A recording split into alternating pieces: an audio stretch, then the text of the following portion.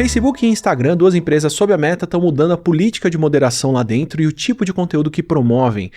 O Twitter, o dono do Twitter, também apoiou um presidente eleito e estava na posse dele e agora controla a chave de muita coisa dentro do governo americano. Política e redes sociais estão se embrenhando de uma forma que é surreal e inédita na história da humanidade, com grandíssimas implicações para a nossa vida e com algo que está mudando constantemente. É um assunto enorme, complexo, cheio de mistura, que para detalhar aqui no Não Ficção a gente tem que trazer especialistas para falar de ciência do dia a dia. O especialista para essa discussão é o João Magalhães, que é professor em mídia, política e democracia na Universidade de Groningen, na Holanda, e pesquisador associado no Instituto Weizenbaum para a Sociedade em Rede, em Berlim. Ele pesquisou e lecionou na London School of Economics and Political Science, onde recebeu seu PhD em novas mídias e também contribui com várias outras instituições europeias por onde passou, e a sua pesquisa investiga política e ética de poder de plataforma com foco em empresas de Big Tech. Qualificadíssimo para uma discussão que infelizmente vai estar ultrapassada em algumas horas pela realidade passando por cima da gente. Bora pra ela. E antes de partir para a nossa conversa, esse episódio do Não Ficção também tem o apoio da Insider, a marca de roupas funcionais. Se você quiser começar bem 2025 pagando mais barato por roupas que têm conforto, durabilidade e tecnologia, aproveita que você tem 12% de desconto com o nosso cupom ATILA. Talvez você tenha que treinar para alguma coisa leve, tipo uma ultramaratona ou um Ironman, ou talvez você realmente tenha que se esforçar para dar conta de acompanhar uma criança correndo de bicicleta num dia quente ou fugindo do lobo. Nas duas situações, você vai se beneficiar em saber que, além das tech t-shirts, como essa aqui, que são mais confortáveis e duráveis do que o algodão, com 2 anos de garantia contra desbotamento, as cuecas e as calcinhas da Insider são feitas com tecido soft touch, então elas também ajudam na evaporação do suor, têm um bom conforto térmico e são anti-odor. E no caso da cueca Comfort ainda tem uma outra vantagem. Se você curte cueca boxer, mas tem aquelas que com o tempo ficam meio folgadas e começam a enrolar para cima com a roupa tipo uma calça jeans, a cueca Comfort melhora o conforto da perna e não enrola, então esquece ter que ajustar. Como eu disse, tecnologia e conforto. Não esquece de aplicar o cupom ATILA na hora de fechar o carrinho ou usa o nosso link no Saiba Mais e tem o desconto automaticamente. E aproveita para se vestir bem e apoiar o canal. João, antes de tudo, muito prazer, obrigado pelo privilégio da conversa por aqui. Especialmente lendo os seus últimos textos, eu sabia que era uma pessoa com quem eu realmente tinha que conversar para a gente poder entender o que está se passando no mundo nesse período muito estranho. Eu ia fazer um preâmbulo aqui, comentando sobre como redes sociais sempre tiveram uma relação meio de aproximação e afastamento de governos, né? Como empresas privadas. Eu já vi essa postura aqui no Brasil várias vezes de que você não pode nem criticar nem elogiar um governo porque na eleição seguinte pode mudar tudo, então sempre tem que ser uma coisa impessoal, meio indireta, especialmente quando pode-se estar embaixo de embargo, censura, ou regulamentação, ou regulação e outras coisas. Então, especialmente redes sociais sempre tiveram um pouquinho de tato e delicadeza para não se misturar diretamente com alguma coisa. Principalmente quando eles podem ter uma influência enorme em quem é eleito, o que acontece, quando você questionar a lisura de uma rede social num processo eleitoral, por exemplo, pode ter grandíssimas consequências. Então, sempre teve uma relação mais distante, pelo menos a minha impressão, de longe, olhando de fora, entre governo e redes sociais. No último governo americano do Biden, colocaram uma chefe do FCC, né, da regulamentação comercial, que a Linda Khan, se não me engano, tô errando o nome dela, que começou a pressionar por mais regulamentação de redes sociais, começaram a indiciar empresas por monopólio e controle de comunicação de uma série de coisas, o que eu imagino que acendeu algum alerta dessas empresas. Mas se tinha alguma dúvida sobre a aproximação dessas empresas com algum governo em particular, a posse do Trump, para mim, foi especialmente marcante porque a primeira linha de pessoas, a primeira fila de pessoas acompanhando a posse dele era a família dele e o dono do Twitter, o dono da Meta, que é Facebook e Instagram, o dono da Amazon e o CEO do Google. E se não fosse uma coisa que dava para falar, tudo bem, eles estão ali como empresas responsáveis, né, participando, como tinha várias outras empresas ali, mas são empresas todas que começaram a adotar medidas imediatamente em seguida muito mais alinhadas com o governo atual do que qualquer coisa que já se viu antes, como várias que a gente vai conversar por aqui. Eu ia começar com essa abertura, mas no dia em que a gente começa a gravar, sai uma notícia no New York Times e na Wired mostrando que quem controla agora o acesso ao sistema de pagamento federal americano, vulgo, o sistema que direciona todo o orçamento do governo americano de 5 ou 6 trilhões de dólares, com direito de escrita de código lá dentro, ou seja, quem pode modificar a maneira com que pagamentos acontecem dentro dos Estados Unidos, é um funcionário de 25 anos do Twitter chamado Marco Ellis, que acabou de ser colocado lá pelo Musk pessoalmente. Então, assim, se eu podia falar qualquer coisa que talvez tenha uma relação dos caras com o governo, né? Se eu podia fazer uma pergunta delicada aqui no começo para levantar implicações, agora eu posso falar, bom, tem um cara do Twitter controlando o sistema de pagamento americano no 12º dia de governo dos caras. Então, mudou alguma coisa, João, na relação entre redes sociais e política, em particular política americana, nesses tempos recentes? Átila, obrigado pelo convite e mudou de maneira bem drástica, como você disse. A primeira questão é até que ponto as empresas de tecnologia, o que a gente chama de empresas de tecnologia, né, essas Big Tech, então a Amazon, Microsoft, a Meta, dona do Facebook e do Instagram, e Google, a dona do YouTube, e claro, Google é a mesma, e hoje em dia talvez Tesla, que obviamente é propriedade do Elon Musk. Então, a história dessas empresas é que elas surgem, elas se tornam grandes conglomerados durante a ascendência do governo Obama nos Estados Unidos. Então, você vê o início, principalmente do Facebook, mas não só, o Twitter também.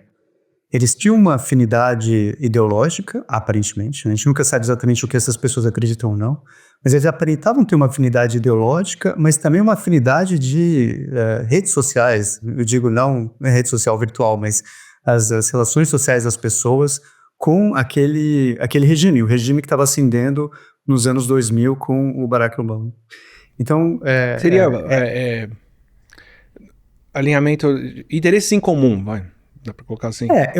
Assim, você tem que entender quem são essas pessoas. Quem é o Mark Zuckerberg, quem é o Jeff Bezos, quem é o Elon Musk. Acho que o Elon Musk é uma pessoa um pouco diferente, mas eles são todas pessoas que vêm de um certo corte, de um certo estamento social americano que tende a ser bastante liberal, mas é também bastante pró-corporação. E, de certa medida, existia um alinhamento entre a maneira como o governo Obama via o mundo e a maneira como essas empresas viam o mundo.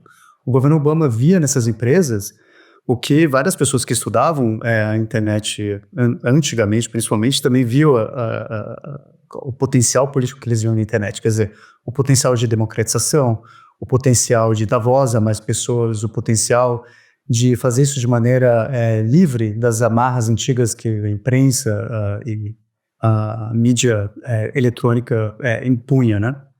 Mas, novas mídias, poder para o povo, Primavera Árabe, poder de levar a democracia independente de governos, as pessoas agora vão poder se comunicar com outros cantos do mundo.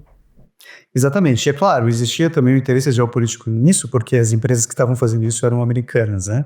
Então você tem, por exemplo, a primeira administração do Obama, você tem uma verdadeira revolving door, né, que você fala em inglês, quer dizer, você tinha uma relação promíscua mesmo entre, principalmente, uma porta giratória entre as empresas e o governo. Então a pessoa saía de um órgão de regulação e ia trabalhar na empresa, ou saía, sei lá, do Facebook e ia trabalhar na Casa Branca, etc. Isso aconteceu de maneira bem comum, né? Mas é importante dizer que seja lá que crítica que a gente possa ter ao Barack Obama ou o Partido Democrata, eles eram pessoas que eram alinhadas de maneira geral com uma visão liberal do mundo, liberal no melhor sentido possível, quer dizer, de liberdades, que as pessoas têm direito de falar, que você tem que respeitar a diversidade, que você tem que respeitar a ideia da minoria social, que a minoria social não pode ser esmagada por uma maioria de poder político, etc. Então, essa trajetória que, de novo, essa relação entre o governo americano e essas empresas sempre foi muito próxima, mas a eleição do Donald Trump muda, e lá em 2016 muda tudo, né? Essas empresas, elas reagem de maneira crítica, certo? Elas tomam uma posição política, na verdade, pela primeira vez na história da existência delas, elas tomam uma posição política partidária explícita. Porque a relação delas com Barack Obama era uma relação quase que natural, né? Elas não precisavam falar, eu sou pró-Obama. Simplesmente acontecia. Mas já tinha um envolvimento... sem dúvida. Um alinhamento entre elas e o governo desde então. Sim. E quando o Donald Trump ganha e toma posse, é claro, um choque político no mundo inteiro, um dos momentos mais importantes da história das plataformas é um texto que o Mark Zuckerberg escreve em 2017. Esse texto é praticamente um manifesto político, em que ele diz que o subtexto do que ele está dizendo é: nós vamos resistir a essa ascensão desse tipo de autoritarismo que a gente não conhecia antes. É um texto longo, se você ler, ele escreve quase como um sociólogo mesmo. Ele é, sem dúvida, uma pessoa inteligente. E aquele texto marca, não só para o Facebook, o Instagram, as empresas da Meta, mas também para o Google, também para outras grandes plataformas, inclusive o Twitter, uma guinada na maneira como elas faziam moderação de conteúdo. Porque até então, a moderação de conteúdo era uma coisa muito light, certo? Eles faziam, eles focavam principalmente em conteúdos ilegais. Existia, claro, já alguma ideia de hate speech, né, de discurso de ódio que não deveria ser aceito, mas era principalmente, não era uma coisa intervencionista, certo? Era Mas mais quando para manter patrocinadores na plataforma do que necessariamente dizer o que as pessoas podem falar ou não, né? Exatamente. Então a ideia era assim, quanto menos moderação, melhor, certo? Existia moderação, sempre existiu, mas quanto menos, melhor. Quando o Trump ganha, essas empresas elas são acuadas pela sociedade civil porque elas começam a ser acusadas de serem responsáveis pela vitória do Trump, especialmente o Facebook, né? Se elas são realmente responsáveis, eu sou muito crítico dessa tese, né?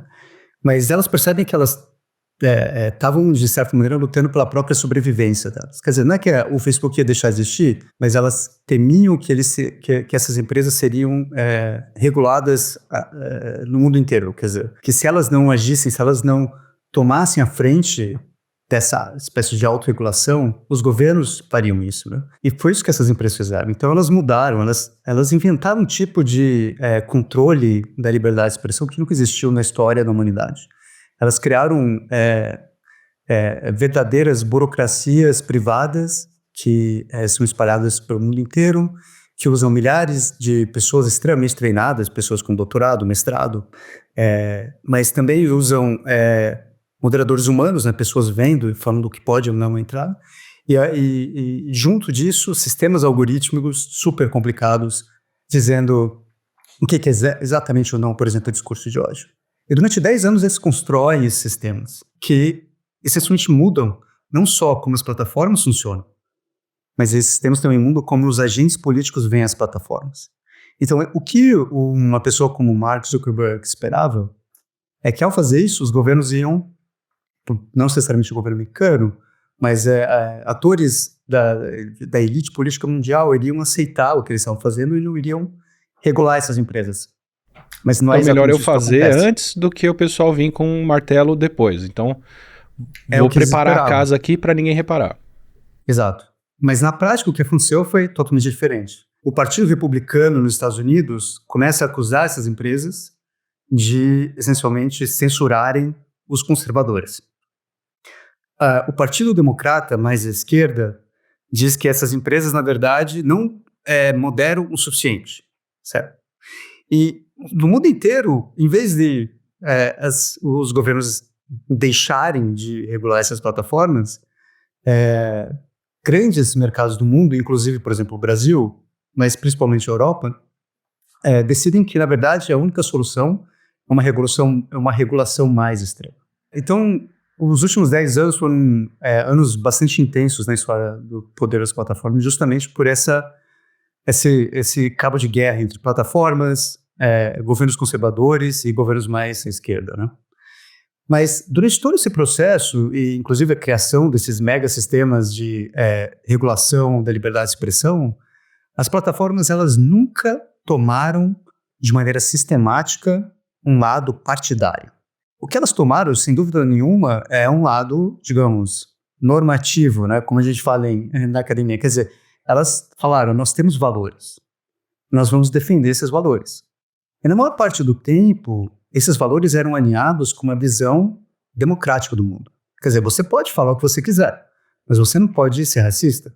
Você pode falar o que você quiser, mas você não pode por exemplo, ser um bully e abusar, usar a sua capacidade, a sua liberdade de expressão para abusar uma pessoa que tem menos poder que você, por exemplo. Esse era o plano. Para assediar alguém, por exemplo. Você não Assediar pode alguém, assediar alguém ou... Exato. Esse era o plano, né? E em certa medida as empresas conseguiram fazer isso. Mas a gente ainda está entendendo exatamente o que aconteceu e por que essas mudanças aconteceram. Mas, na minha opinião, a maneira como Donald Trump foi eleito nos Estados Unidos, quer dizer, não só eleito via o colégio eleitoral, que é desligado do voto popular. Ele foi eleito tanto no colégio eleitoral como no voto popular. Ele venceu todos os estados pêndulos, né, que a gente fala, os swing states. E eu acho que não só as plataformas, mas vários outros atores do mercado americano, mas também políticos americanos, eles estão entendendo que esse novo governo Trump ele é diferente justamente porque ele vem com um apoio popular que nunca existiu. Eu acho que essas empresas entendem que elas, em grande medida, não tinham opção. Ou elas se alinhavam com um governo Trump, ou elas iriam arriscar serem reguladas de uma maneira muito mais agressiva. E não vamos esquecer que o Trump, em vários momentos durante a campanha, ameaçou prender as pessoas. Ele ameaçou explicitamente prender o Mark Zuckerberg, o dono do Facebook e do Instagram. Quer dizer, põe-se no lugar dessas pessoas, quer dizer, pessoas inacreditavelmente ricas, pessoas inacreditavelmente privilegiadas. A ideia de que elas pudessem sofrer pessoalmente consequências pelas atitudes das empresas delas, eu acho que isso realmente pesou muito. Esse é um fator. E você tem um outro fator aí, que eu falei antes, que essas empresas elas nascem de uma espécie de cultura ideológica que mistura capitalismo com liberdade, né? Então, uma espécie de liberalismo pró-mercado. Mas os últimos 10 anos, ao mesmo tempo que tudo isso que a gente falou estava acontecendo, algumas ideias extremamente reacionárias começaram a penetrar essa elite dessas empresas tecnológicas. Ideias, por exemplo, dizendo que esses líderes, por terem tanto poder, eles tinham o direito de ser autoritários. Talvez que a própria ideia de democracia não era, não é alinhada com a ideia de inovação, que não é alinhada com a ideia de mudança social que a tecnologia pode trazer. Então, eu acho que essas ideias, elas ajudam também a explicar essa guinada à direita das empresas de tecnologia. Um movimento neo-eugênico de meritocracia misturada com se você acumulou tanto dinheiro é porque você é uma pessoa realmente especial que merecia mandar muito mais no mundo do que parece, que para mim é um tópico que merece uma discussão à parte aqui no Não Ficção, um episódio só para discutir o que é essa mudança, o que é esse novo movimento de eugenia mesmo, né? De bem-nascidos que o dinheiro mostra que eles têm uma capacidade especial e que eles deveriam exercer uma ação muito maior no mundo do que pessoas comuns, do que a ralé. Exatamente. Então, é uma ideia... Eu não quero logo aqui jogar a carta do nazismo, certo? Mas se você olhar o que é o fascismo histórico, o fascismo histórico, essencialmente, ele diz que algumas pessoas, elas são tão melhores do que as outras, que essas pessoas, sejam eles os arianos, ou se você quiser um líder de uma big tech, elas são tão superiores que qualquer ideia de regular os desejos, os direitos, os impulsos dessas pessoas, ela é errada. Então, quer dizer, a ideia é o seguinte: se essa pessoa digamos, um Jeff Bezos, um Elon Musk da vida, eles se colocam numa posição de superioridade tão grande que a própria ideia de que eles, por exemplo, são também sujeitos às leis, para eles é um absurdo, certo? Então, para entender isso, a gente tem que entender a natureza do capitalismo tecnológico que a gente vive, que é uma espécie de capitalismo que concentra capital e poder de uma maneira que, para você comparar o que está acontecendo hoje, você vai ter que voltar no mundo pré-republicano, você vai ter que voltar no mundo monárquico, nem imperial, quer dizer, você tem que voltar para uma ideia de absolutismo, principalmente aqui na Europa, para entender esse tipo de mentalidade. Quer dizer, é como se eles fossem uma outra espécie de ser humano. E eu acho que, principalmente nos últimos anos, essas ideias elas começaram a ganhar corpo nesse grupo de pessoas. Então, deixa eu separar por agentes, por pessoas, para tentar entender um pouquinho se tem uma diferença entre as que você já colocou Musk como uma categoria à parte especial. Então, antes de chegar nele, vou pegar o Zuckerberg, por exemplo.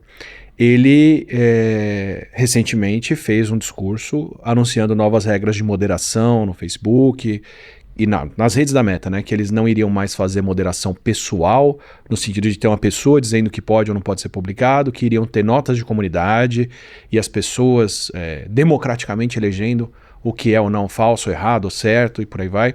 Nas palavras dele, né? Eu não estou dizendo que é necessariamente isso que eles implantaram, mas ele vendeu esse peixe em um vídeo extremamente pessoal dele falando com a câmera e pedindo desculpa por episódios anteriores de moderação, onde eles talvez tenham pegado pesado demais, como por exemplo na pandemia, regulando o que podia ou não ser propagado. Eu tenho uma visão muito parcial sobre isso, tendo passado pela pandemia e tendo falado sobre Covid naquela época, não só por estar no pinico de tudo que estavam jogando ali contra isso, mas isso fica para lá, mas também por achar que dentro desses sistemas, por exemplo, no Instagram, eu acho que era muito mais prejudicial para as pessoas entrar no Instagram no meio da pandemia, no meio do lockdown, e ver alguém indo para uma festa, indo para uma praia, saindo sem máscara, como se nada tivesse acontecendo, do que necessariamente ter desinformação. Acho que a própria dinâmica do sistema, onde você sempre tem que estar feliz, fazendo uma coisa boa, fazendo uma coisa legal, que desperta inveja nos outros para isso viralizar, isso é uma dinâmica anti-atitudes coletivas, em particular num momento frágil como esse da pandemia, em que as pessoas tinham que ficar em casa, usar máscara e outras coisas. Então, não sei nem dizer onde o papel de moderação aí é mais ou menos nocivo não ter moderação do que simplesmente uma rede dessa existir e as pessoas verem essa dinâmica ali dentro. Uhum. Mas deixando isso de lado. O Mark, você acabou de me explicar, de repente, por que tem uma mudança dessa. Quer dizer, não é uma mudança de nossa empresa fazia X, agora a nossa empresa faz Y. Não é? Eu escrevi uma carta no passado defendendo uma postura X, falaram que vão me prender, eu tô aqui me borrando, e agora eu tenho que fazer um vídeo pedindo desculpas e dizendo que a gente vai fazer Y. Faz sentido essa leitura? Não, acho que faz. Acho que são vários fatores e eu sou sempre muito cuidadoso em assumir qualquer coisa sobre como essas pessoas pensam, que elas realmente acreditam, porque você tem que entender que o Mark Zuckerberg é uma pessoa que alcançou fama mundial com menos de 20 anos, ou em torno dos 20 anos, que é quando ele cria o Facebook, na época o The Facebook, dentro de Harvard, e aquilo explode rapidamente, e, claro, em menos de 3 anos já tem milhões de usuários no mundo inteiro, etc. E desculpa, se eu puder te interromper, sobre a história do Facebook, eu tenho um episódio em particular que para mim é muito marcante, que era quando eles estavam recebendo oferta de compra, acho que do Yahoo, se eu não me engano, de $100 milhões, e ele falou, não vamos vender, ou eu sou dono de tudo ou nada. Muita gente saiu da empresa, abandonou o negócio, ele seguiu em frente e quando eles lançam a empresa no mercado alguns anos depois, ela vale muitos bilhões de dólares. Então assim, para alguém que passou tão cedo por um momento tão crítico em que estava todo mundo pulando fora do barco e o cara falou, eu sei o que é o melhor e foi o melhor para ele, acho muito difícil dessa pessoa não achar pro resto da vida que ela tá sempre certa. Exato. Você tem vários exemplos disso na história dele, né? Quer dizer, então imagina, se põe no lugar dessa pessoa, essencialmente um adolescente que ganha fama mundial, fazer um produto que desde o início era um produto eticamente monstruoso, quer dizer, não sei se você sabe, mas ele entra dentro do sistema dos dormitórios de Harvard, ele rouba a informação daqueles sistemas para criar o que é o início das redes sociais, né? E ele percebe que toda vez que ele faz uma coisa errada... E a coisa viraliza no sistema de Hot or Not, que ele pega as fotos das alunas e põe lá no site pra galera dizer se elas são bonitas ou feias. Exato. E fazer comentários sobre aquilo. Então, assim... ele hackeia o sistema... Exato. Ele hackeia o sistema... De novo, um adolescente. Ele hackeia o sistema, pega os dados e ainda usa de uma maneira sexista para atrair atenção e fazer as pessoas usarem o produto que ele estava usando. O que eu estava querendo dizer no início era que, como essa pessoa sempre teve sempre tanta atenção pública sobre ele, é difícil entender quem ele realmente é. Ele sempre criou, ele sempre teve uma pressão de agir de maneira calculada, de não necessariamente falar o que ele pensa. Então, o que essa pessoa realmente pensa é difícil entender, né? Mas a outra coisa que você falou é muito importante, quer dizer, a história do Zuckerberg, mas não só do Zuckerberg também, a história do Musk, é a história de pessoas que cometem erros, às vezes cometem crimes, ou agem de maneira criminosa, ou agem de maneira irresponsável, ou agem de maneira estúpida, e em vez de elas serem punidas por todos esses erros e potenciais crimes, etc., elas recebem um prêmio, elas são premiadas. Elas são premiadas com mais dinheiro, elas são premiadas com mais poder, elas são premiadas agora, essencialmente, com a capacidade, no caso do Elon Musk, de trabalhar na máquina estatal mais poderosa da história da humanidade, que é isso que o governo americano é. Então, isso ajuda a gente também a entender isso que a gente estava falando antes. Quer dizer, a psicologia, se você quiser, dessas grupos, a gente está falando de algumas centenas de pessoas, claro. O Musk, o Zuckerberg, o Bezos, eles são os mais ricos, mas você tem um ecossistema um pouco maior de gente bilionária, extremamente poderosa do Vale do Silício.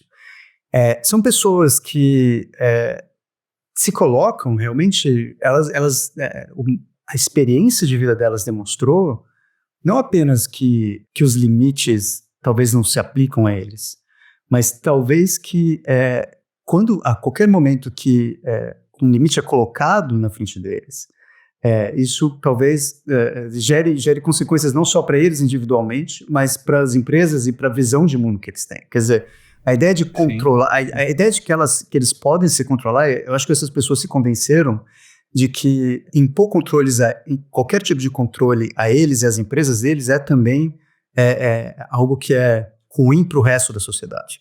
Então, quer dizer, você tem um processo de não só de eu tenho muito poder e eu posso exercer meu poder, mas eu, de certa maneira, represento a própria ideia do que é bom, do que é o bem social. Então, você está me contando que são pessoas que, essencialmente, são quem são hoje, as pessoas mais ricas e mais poderosas da história da humanidade, por terem consistentemente transgredido regras e se beneficiado disso. E dentro desse protagonismo pessoal, terem trazido grandes avanços para a humanidade por isso, né? Pelo menos dentro da cabeça delas. Exato. É o que eles acham, né? Quer dizer, até que ponto isso é verdade. Eu acho que o seu comentário sobre a ideia de que a moderação de conteúdo era talvez menos importante do que a própria existência das redes sociais durante aquele momento de uma crise médica, né, de saúde pública, mas também uma crise social seríssima. Eu acho que é justamente isso. Quer dizer, talvez o que eles fizeram foi justamente o contrário, né? Quer dizer, eles são de maneira, às vezes direta, às vezes indireta, responsáveis por boa parte dos problemas sociais larga escala que a gente está enfrentando, né? Problemas e soluções, assim, vindo de alguém que só conseguiu contar para as pessoas o que era Covid no YouTube. Não, eu fui aparecer na TV, fui dar entrevista, outras coisas, mas essencialmente por causa das lives que eu tinha feito antes. Então, assim, no mundo pré-redes sociais, com um governo que falasse não existe vírus, não existe Covid, sai na rua e pega essa gripe e se cura logo, não ia ter como ter a voz que eu tive, porque eu não tinha acesso à mídia tradicional. Então, assim, vindo de alguém que se beneficiou e vive desses meios, mas que tem para mim esses dois papéis. Então, sem dúvida, eu acho que essa ambiguidade, que ela é inerente à maneira como as redes funcionam, ela torna o tipo de crítica que uma pessoa como eu faz sempre difícil, né? Então você vem e fala, por exemplo, assim, não, as redes sociais elas estão destruindo o tecido social que permite que, por exemplo, que a maneira como a confiança exista é simplesmente insustentável. Uma ideia bem, digamos assim, teórica, acadêmica. Mas aí quando você conversa com as pessoas elas têm um tipo de relação com as redes sociais que é totalmente diferente. Elas podem não gostar de algumas coisas, elas podem talvez se sentirem um pouco viciadas nas redes e tal, mas elas se divertem com as redes. Elas sentem que elas têm um tipo de reconhecimento social que elas nunca teriam com as redes. Elas cada vez mais vivem financeiramente das redes, né? Absolutamente. E essa ambiguidade, ela é o que define as redes sociais como um novo tipo de infraestrutura do dia a dia. infraestrutura de tudo, uma infraestrutura econômica, uma infraestrutura política, uma infraestrutura amorosa, etc, etc. Assim, qualquer um que fale que uma rede social só tem papel nocivo não conhece o que é o WhatsApp no Brasil e o que ele viabiliza em termos das pessoas terem comunicação falada, onde você não tem todo mundo com a capacidade de escrever e ler, onde você tem maneira de colocar o seu negócio, fazer as coisas. E eu acho a rede com maior potencial nocivo e benéfico do Brasil a qualquer momento, assim, o WhatsApp. Não, sem dúvida. E o WhatsApp, claro, é uma rede muito específica, né? Porque é uma rede que ela privilegia relações individuais ou de grupos pequenos e de pessoas que você já conhece, né? Mas quando você pensa em uma plataforma de conteúdo, como, por exemplo, o YouTube, ou o TikTok, ou, sei lá, Facebook, etc., a gente pode tentar entender a tecnologia deles, mas vamos voltar para esse grupo de pessoas, né? O que você quiser. Agora, nos Estados Unidos, eles estão cunhando o termo, não sei se você já ouviu falar, eles são broligarchs. É uma mistura Tech Bros.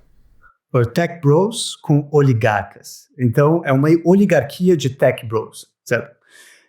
Então, esses Tech Bros, esses Tech Oligarchs, talvez o que você falou, né? Essa ideia de que eles, em certa medida, se tornaram quem eles se tornaram pela experiência de fazerem repetidamente coisas erradas e serem premiados por isso. Talvez a melhor comparação com isso, e na verdade a melhor comparação com o nosso clima político atual, é os anos 20 e 30 na Europa do século XX. Quer dizer, exatamente o momento em que preparou politicamente, legalmente, culturalmente o terreno para a ascensão do fascismo histórico. Então, se você pega a história do Hitler, a história do Mussolini, a história de todos esses líderes fascistas históricos, é a história de pessoas que fizeram tudo errado e foram repetidamente premiadas pelos erros deles. Eu não estou dizendo que o Mark Zuckerberg é um fascista, ainda que muita gente acredite que o Elon Musk é muito mais claramente um fascista. Eu estou dizendo que algumas das piores coisas que aconteceram na história da humanidade aconteceram quando pessoas extremamente poderosas não foram obrigadas a se responsabilizar pelos próprios atos. Eu acho que a história das redes sociais, a história das grandes empresas de tecnologia é justamente isso. Quer dizer, agora a gente fala muito de moderação de conteúdo, mas a gente esquece, por exemplo, a maneira como essas empresas essencialmente destruíram a ideia de privacidade. Mudaram a ideia de privacidade de uma maneira tão grande que o que a gente antes entendia como privacidade não existe mais. Porque as pessoas acham que é absolutamente normal que, por exemplo, que a Meta saiba tudo sobre mim. Que a Meta saiba o meu nome, onde eu moro, o que eu gosto, o que eu clico, o que eu vejo, o que eu não vejo. Isso não é mais entendido como uma violação de privacidade. Quando você pensa no poder simbólico dessa mudança, na maneira como eles destruíram um valor absolutamente central de uma sociedade democrática, e a gente nem fala mais disso, quer dizer, talvez essa seja mais uma maior evidência do poder delas, né? Algumas transformações, elas já estão calcificadas, elas já estão feitas, elas estão sólidas, é difícil sair delas, né? Quando eu falo do WhatsApp, eu quero dizer isso, assim, quando ter um número de telefone na verdade, ter um número de WhatsApp, que é basicamente a situação do Brasil hoje, quando você ter o WhatsApp é uma questão de saúde e bem-estar, quando qualquer pessoa precisa disso para ter acesso a plataformas do governo, para ter acesso ao banco, para ter acesso a qualquer infraestrutura, ele vira parte dessa infraestrutura de uma maneira que a gente nem percebe, né? Não, é justamente isso, a natureza da infraestrutura, né? Quer dizer, você não... Quando você abre, a torneira do seu banheiro, você não fica pensando a todo momento que tem um cano que está atrás da parede, que esse cano vai para o reservatório, que tem um tratamento. Quer dizer, existe todo um mundo invisível permitindo que você faça aquilo. Da mesma maneira, quando você está usando o seu WhatsApp para falar com um amigo, com a família, com o seu parceiro, parceira, etc., você não está necessariamente pensando toda a infraestrutura, inclusive de destruição da privacidade, de concentração de dinheiro e poder, que permite que aquele ato, às vezes tão legal, entendeu? Tão prazeroso de mandar uma figurinha, de mandar um vídeo com você falando algo, etc. Uma maneira de pensar nisso é o seguinte, quando as coisas se tornam infraestruturais, é muito fácil a gente esquecer o custo da infraestrutura. Sim, sim. E desculpa, para mim é infraestrutural, e de uma maneira que nossa infraestrutura antiga não é, que é essencialmente diferente que, por exemplo, eu posso ter São Paulo, meu caso aqui, tá? Vou falar como paulistano, minha experiência em particular. A gente tem recentemente a empresa de água de São Paulo sendo privatizada, que é a Sabesp, que fornece água para as pessoas. É uma infraestrutura privada também agora, teoricamente, pelo menos que eles têm o acesso. Mas os canos que estão passados, se outra empresa comprar, vão estar lá para ela, ou se voltar a ser estatal ou qualquer coisa assim, vão continuar fisicamente ali.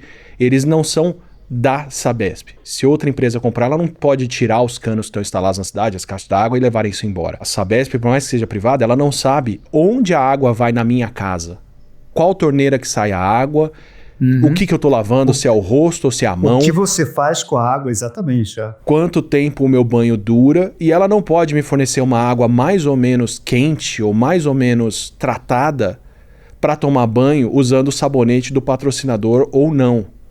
Ela não tem essa capacidade de moderar e servir ou não cada microgota de água para o que beneficia mais ela ou menos.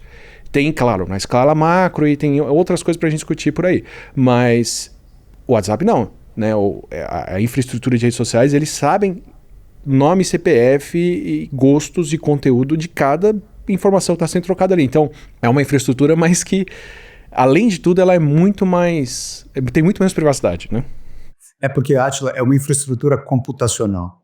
É uma infraestrutura em que o controle ele está embutido na própria ideia de criar essa infraestrutura. Quer dizer, quando você cria um cano, não vou nem entrar no fato de que a Sabesp originalmente era pública, né? E que toda essa infraestrutura física que a gente depende, ela foi criada por estados. Né? Mas a infraestrutura física, ela controlar ela é extremamente difícil. Porque você tem que ir lá, uma pessoa tem que ir lá arrumar o cano, trocar o cano, é pesado, necessita...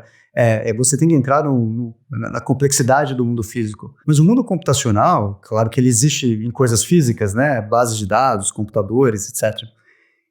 Ele é completamente controlável, ele é completamente mudável, ele é totalmente plástico. Você pode fazer o que você quiser com ele. Você pode, inclusive, deletar ele literalmente com um botão, certo? Você pode desenhar ele para ser deletado com um botão só. Quer dizer, então o nível... Daí a gente volta um pouco sobre a ideia da importância histórica desses sistemas, que eles são completamente novos. A gente nunca na história da humanidade construiu sistemas como esse. A gente nunca na história da humanidade regulou sistemas como esses. E a maneira como eles se desenvolveram permitiu que esse desenvolvimento acontecesse sem nenhum controle, né? Quer dizer, nunca existiria uma empresa como a Meta ou como o Google se ela não tivesse nascido na esteira do que a gente chama de neoliberalismo, quer dizer, uma ideologia, uma visão de mundo de acordo com o qual os governos não devem, de maneira nenhuma, nunca se meter na maneira como os mercados funcionam. Quer dizer, você está falando, por exemplo, do cano de água, que eu acho uma comparação muito curiosa. Quer dizer, a ideia que você vai ter água na sua casa é uma ideia muito antiga. A gente está lidando com essa ideia há milhares de anos, né? Agora, a ideia de que a gente vai ter um mega sistema planetário, computacional, com os dados de comportamento, de identidade, inclusive também os dados de relacionamento, na própria ideia de rede social, concentrados na mão de algumas centenas de pessoas, isso quando você pensa sobre isso, que ele explode a tua cabeça. Você fala assim, como é que a gente faz isso? Como é que a gente chegou nisso e agora como é que a gente muda isso, entendeu? E eu queria entrar no que para mim é um novo estágio disso, é uma metástase mais agressiva desse tipo de desenvolvimento, que é o Twitter em particular. Porque até aqui, vou colocar em gradações. Tá? O X, né? Bom, a essa altura já é X, porque já é outra coisa. Acho que conseguiram transformar no X. Mas vou colocar o que na minha cabeça são escalas diferentes. Uma coisa é você ter a Alphabet, a Tencent que controla o TikTok, que são grandes conglomerados que controlam redes sociais e tem que atender a acionistas, múltiplos interesses, e vão ter uma relação mais impessoal com os sistemas que controlam. Onde, se um CEO não dá certo ou faz alguma coisa errada, essa pessoa é trocada, entra outra e por aí vai. Isso para mim é um sistema. Aí você tem um sistema muito mais pessoal, porque é mais novo e foi controlado desde o começo para não ser impessoal assim, que é a Meta. que o Zuckerberg fez muita questão, desde quando criou aquilo e concebeu, de manter a empresa embaixo da tutela dele ser o acionista majoritário. Também tem que responder acionistas, também tem um sistema, mas como Bezos na Amazon é uma figura que controla o sistema que criou muito mais diretamente. E que cria ramificações aí embaixo. Então tem o Instagram, tem o WhatsApp, tem o Facebook. Eu consigo dizer isso pelo Instagram, que quando foi comprado, era um sistema muito mais simples de usar, muito mais feito para recomendação de fotos, que o antigo CEO falou, nunca vai ter um menuzinho hambúrguer, que eles falam, né, que é o menuzinho de linhazinhas para você clicar e fazer coisa. Tudo vai ter que estar ali simples e acessível para as pessoas, e virou outra coisa e o cara foi expulso de lá de dentro. Então, não tem muitas pessoas controlando. Tem uma pessoa que se diz a responsável por aquilo. Mesmo assim, eu nunca vi o Zuckerberg falar, eu vou ser a face pública dessa empresa, o meu perfil vai ser o que tem mais seguidores aqui dentro, tudo que eu falar é lei e eu me envolvo diretamente com o que as pessoas fazem ou não fazem aqui dentro. Nunca vi ele assumir esse papel, mesmo ele falando sobre moderação de conteúdo, outras coisas, foi tipo, olha, a Meta, nós, é uma coisa mais vaga sobre a empresa. E para mim tem um terceiro estágio disso, muito mais pessoal, que é o Elon Musk comprando o Twitter e falando, vai ser meu, vou purgar todo mundo daqui de dentro, acabou moderação, acabou isso, acabou aquilo, e ter no código do sistema linhas de código específicas para dizer que o que essa pessoa posta vai ser mais compartilhado, vai ser mais recomendado, ela não pode ser bloqueada, as notificações do que ela faz vão para todo mundo.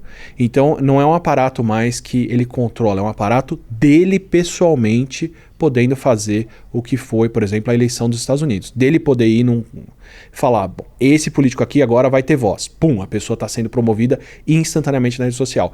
Esse cara tem que ser expulso.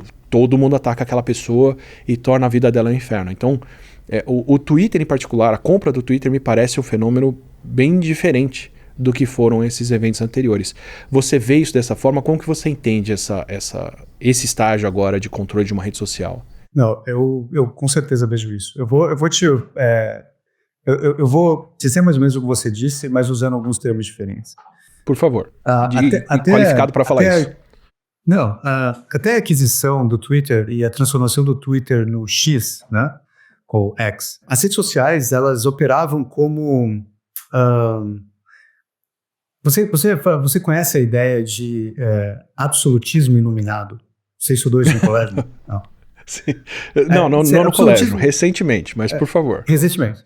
A ideia de absolutismo iluminado, sei lá, para quem não lembra ou não estudou, é a ideia de que, na verdade, é uma maneira de tentar explicar como as monarquias europeias, logo antes da Revolução Francesa, 1789, funcionavam. Quer dizer, você tinha reis que tinham controle absoluto sobre a sociedade, mas os reis supostamente tinham valores iluminados. Eles sabiam o que eles estavam fazendo. Eles não queriam oprimir as pessoas, certo? O bom tirano. O bom tirano, exato. O bom tirano, o ditador benevolente, né?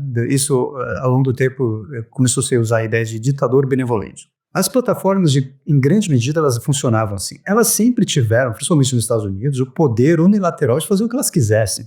Claro, elas poderiam, se elas não respeitassem, por exemplo, direitos autorais, elas teriam que responder legalmente por isso, etc. Mas, tecnicamente, a tecnologia, a infraestrutura computacional, o poder sobre essa infraestrutura sempre foi unilateral. E durante muitos anos, inclusive os últimos 10 anos, elas se comportaram de maneira que a gente esperava, que é mais ou menos liberal. De novo, liberal no bom sentido. Quer dizer, elas respeitam a igualdade, elas respeitam as minorias sociais, mais ou menos. Elas dão voz para as pessoas, elas têm algum sistema de divisão de poderes, se você quiser. Quer dizer, o CEO da empresa, o líder da empresa, o Mark Zuckerberg, não tinha nenhum interesse em tornar ele o grande líder político, porque ele queria fazer dinheiro. Então, essas empresas, elas funcionavam dessa maneira, e esse é um ponto muito importante, porque elas tinham a ideia de que a ideia de plataforma é uma ideia que implica pluralidade, certo? Não é a minha Hoje o modelo de negócios era vender publicidade ali dentro, e para isso você tem que ser muito light no que você interfere ali, né? E tomar uma posição partidária é estupidez, porque se você fala assim, não, aqui só pode as pessoas de esquerda, mas e todas as pessoas de direita que poderiam te dar dinheiro, certo? Então a ideia de plataforma é um dos raros momentos na história da humanidade em que você tinha uma ideia a ideia política e o modelo de negócios, elas se mesclaram. Daí entra o Elon Musk, né? O Elon Musk, quando ele compra o Twitter, talvez a coisa mais importante, que não necessariamente o que ele fez, mas o que a gente sabe dele, é que ele já era o homem mais rico do mundo. Ele não... Quando ele compra o Twitter, é uma história complexa, mas eu acho, a minha interpretação do que aconteceu é o seguinte: quando ele compra o Twitter, ele ainda tinha uma ideia muito ingênua sobre como funcionavam as plataformas. Porque a ideia dele de plataformas era simplesmente a ideia de um usuário extremamente poderoso, extremamente rico, claro, mas ele via as plataformas de maneira conspiratória, certa medida ignorante, etc. E daí quando ele compra o Twitter, se você vê o que ele fala no início, ele está repetindo essas ideias do modelo antigo, do regime antigo, né? Do iluminismo, do absolutismo iluminado. Deixaram o comentarista do G1 comprar o G1. É tipo isso, exato. E ele, quando ele faz isso, quando ele compra, ao longo desse processo, que ele entra dentro da plataforma, da empresa, ele entende como o sistema funciona por dentro, eu acho que ele coça a cabeça e fala assim, isso aqui é uma baita oportunidade, não necessariamente de negócio, mas uma oportunidade política. O que eu falo às vezes é o seguinte, que o Elon Musk foi o primeiro líder de companhia de tecnologia, o primeiro oligarca tecnológico, se você quiser, que olhou para moderação de conteúdo na plataforma, na maneira como as plataformas regulam a nossa liberdade de expressão, não como um problema a ser resolvido. Como é que eu faço que várias pessoas de diferentes ideologias possam falar e ser ouvidas, etc. Não, ele olha isso, a pessoa autoritária que ele sempre foi, ele olha isso e ele fala, isso aqui é minha chance, em vez de ser um problema, é uma mega oportunidade. Porque pela primeira vez na história dele, que ele já era o homem mais rico do mundo, mas pela primeira vez na história dele, ele olha para o Estado, ele olha para os políticos, não como clientes com os quais ele tem que bajular para conseguir um contrato estatal ou para conseguir dinheiro para a SpaceX, aquela empresa dele de foguete. Não, ele olha para os políticos como servos dele. Ele tem poder sobre a maneira como os políticos falam. E especialmente o Twitter, que sempre foi não a maior plataforma, mas a plataforma das pessoas que têm poder. Os políticos, os jornalistas, foi a plataforma mais influente. Mais influente. Nesse exato momento a gente está escrevendo um paper, a gente está analisando esse processo, né? E você vê que é gradual. Em algum momento cai a ficha para ele. E quando cai a ficha, ele começa a fazer justamente o que você está fazendo. A pergunta de por que ele resolveu ter um projeto político em vez de ter só um projeto econômico, porque essa é a grande mudança, né? As plataformas antes operavam como um projeto econômico que tinha que lidar com as suas consequências políticas. Ele muda a chave. Ele fala, não, eu não quero isso aqui para fazer dinheiro. Eu quero isso aqui para ganhar poder político. É difícil entender exatamente como ele fez isso. O que a gente sabe, ou por que ele fez isso, perdão. O que a gente sabe esse processo da aquisição do Twitter e da transformação do Twitter numa máquina de propaganda do próprio projeto político do Musk, que pode agora, ele tem uma interface com Trump, por exemplo, mas talvez daqui a 2 meses não vai ter mais, a gente não sabe. Isso transformou não só o Twitter, eu acho que também transformou o próprio Elon Musk. Ele, de alguma maneira, ele se tornou uma outra pessoa, ele é uma outra pessoa. Ele não é mais só o homem mais rico do mundo, ele é talvez, o mais importante, uma espécie de mega ator geopolítico e, na minha opinião, o plano dele é se tornar o líder de um movimento da extrema-direita mundial. Então ele tem hoje em dia, ele faz isso no Brasil, ele sempre teve uma relação, não dizer próxima, mas ele já ajudou a extrema-direita no Brasil, o Bolsonaro, etc. Ele obviamente, agora ele é literalmente um assessor do Trump, mais do que um assessor, ele tem poderes enormes dentro da administração. Eu diria que ele é um chefe do Trump.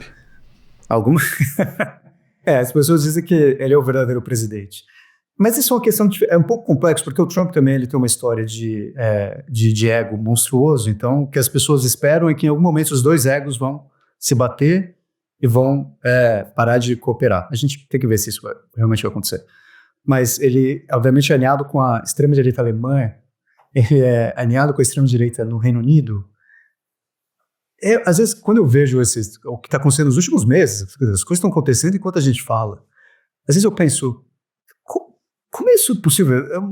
É quase uma distopia, entendeu? É um momento surreal da história política mundial. Quer dizer, o homem mais rico do mundo também se torna o líder, ou quer se tornar o líder político de um movimento extremista conservador. Eu tô fazendo aquela paradinha para lembrar você de assinar o nosso canal para poder receber os próximos episódios do Não Ficção com discussões do tipo e os próximos vídeos regulares. Se você já tá inscrito, pense em mandar um apoio, se tornar um membro, uma membra, mandar um valeu demais. Isso faz toda a diferença pra gente trazer boas conversas por aqui. Posso jogar uma opinião para você criticar? O que eu acho que acontece aí para mim, João, é uma evolução do modelo de negócios, no seguinte sentido. Você tem um modelo inicial que depende de publicidade direta dentro da plataforma. Então, modelo do Google, modelo do Facebook, modelo do AdSense no Google e o modelo da publicidade dentro do Facebook. A publicidade que eu faço aqui no canal, onde para o YouTube é interessante que as pessoas tenham voz, que essas vozes sejam muito plurais e que as empresas tenham oportunidade de colocar anúncios junto com essas vozes, seja lá dentro dos canais, como o YouTube fomenta bastante, parceria de criadores com marcas, ou diretamente por fora dos canais, em banners e outras coisas, como é mais comum no Facebook, no Instagram e nos outros. Então aí você ainda depende de uma relação muito boa com as marcas e com o consumo. E com a publicidade sendo mostrada diretamente para as pessoas, como um bannerzinho ou algo assim. Eu acho que quem já deu um passo além disso, visão crítica de quem está aqui dentro da plataforma fazendo conteúdo e tendo que conviver e lidar com os conflitos de interesse e problemas que você tem com esse modelo de negócios, do qual eu sou beneficiário e vítima.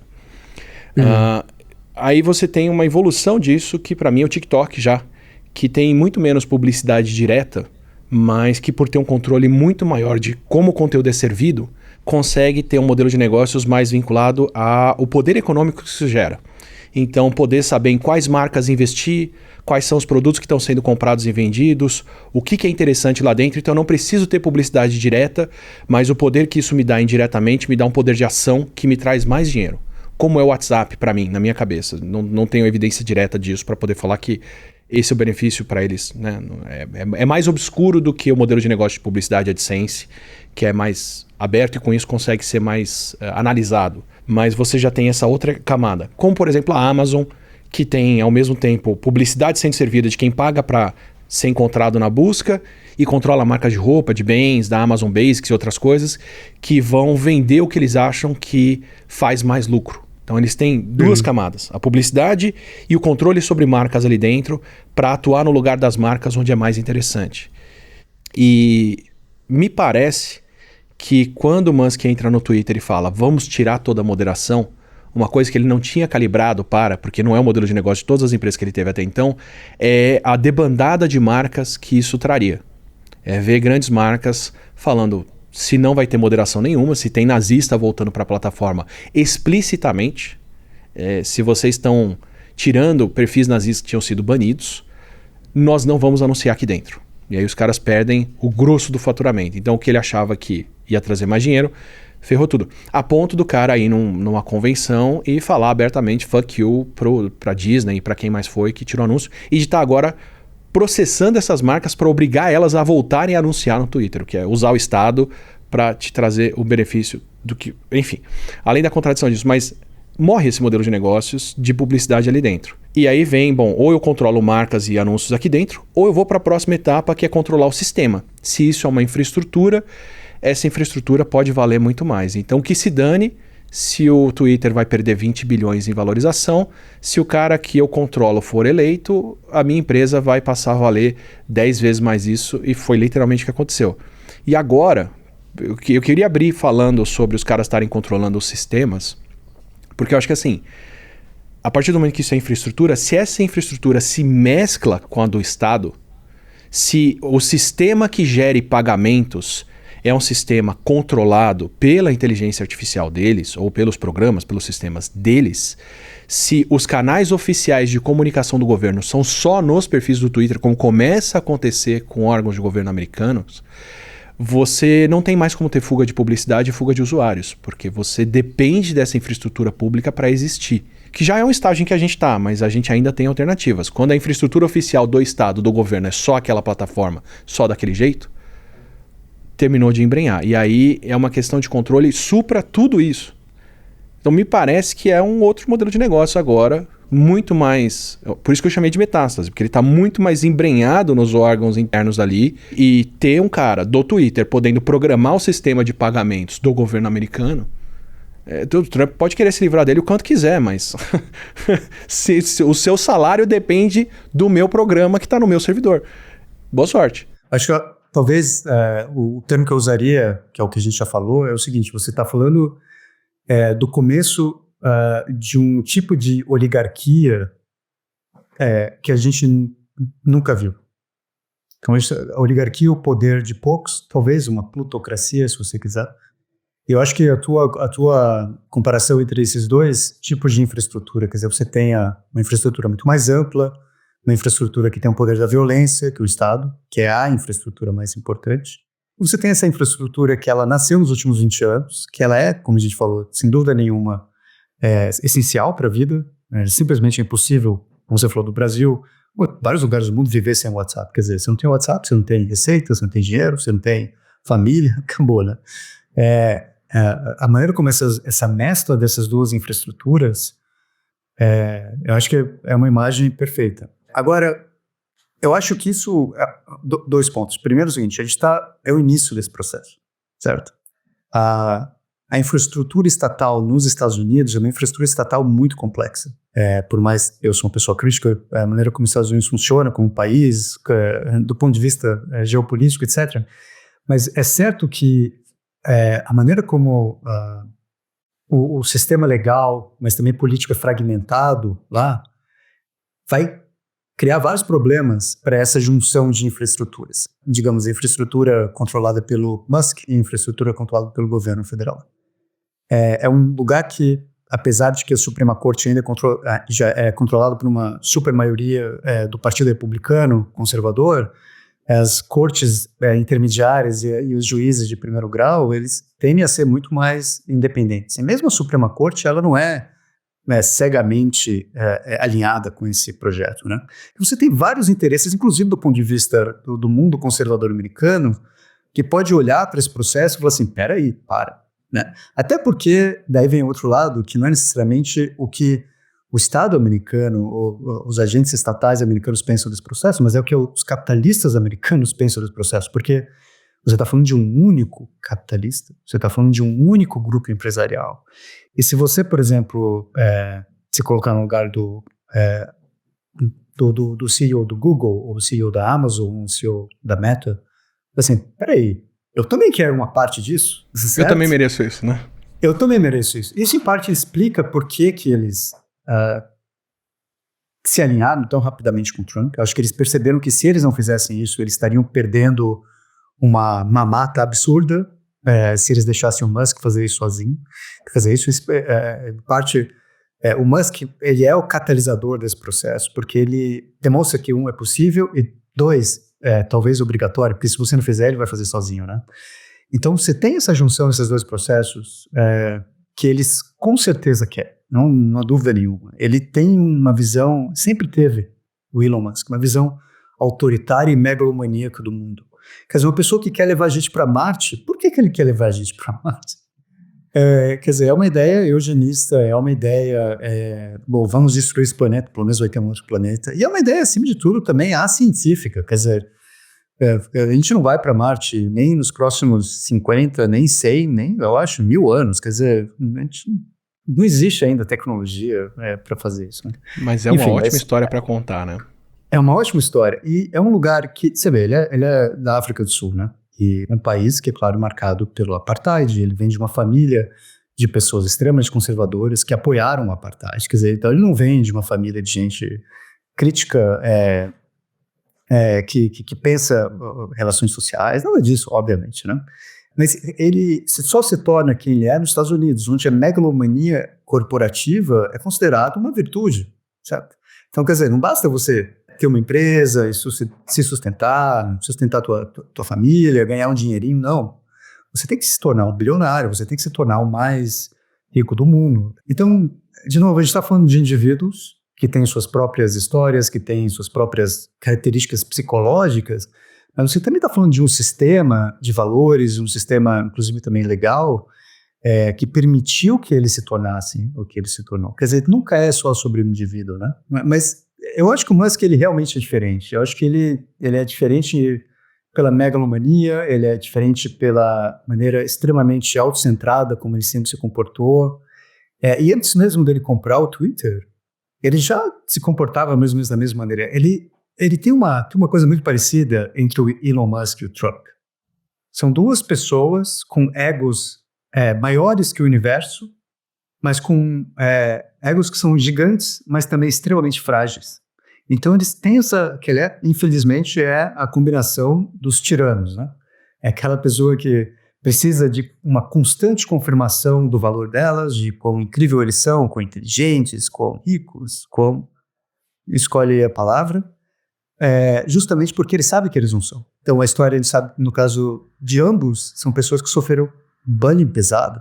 No caso do Musk, sofreu bullying na escola, etc. No caso do Trump, ele sofreu bullying do próprio pai, que é um mega bullying.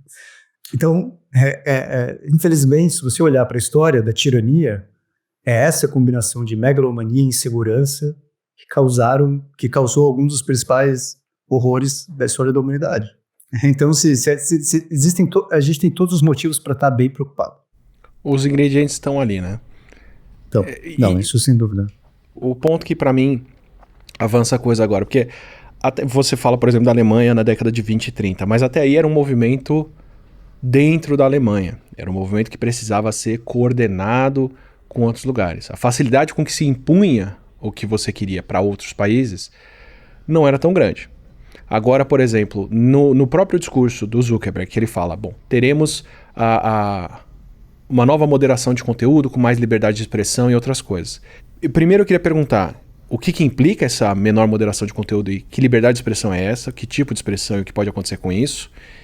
E o principal, ele falou, juntos vamos trabalhar para que outros países sejam iluminados também e vejam que essa pressão não é tão boa. Apontando especificamente para a Europa, que está indo na direção contrária de aumentar o cerceamento em cima do que as empresas podem fazer ou não.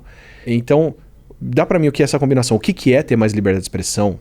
Ou melhor, no que implica essa mudança de moderação de conteúdo deles e para onde estão mirando quando falam que outros países deveriam pensar o mesmo? Acho que a primeira coisa a dizer sobre essa fala do Zuckerberg sobre vamos voltar às nossas origens, em que nós éramos, que a gente dava mais liberdade de expressão aos usuários, que tem a ver com o que eu te disse antes, né? A importância de 2016 e nos últimos 10 anos a criação dessas mega burocracias privadas de regulação da liberdade de expressão. Então ele fala, vamos voltar ao que existia antes, né? Isso é uma mentira. E a melhor maneira de entender isso é como pura propaganda, né?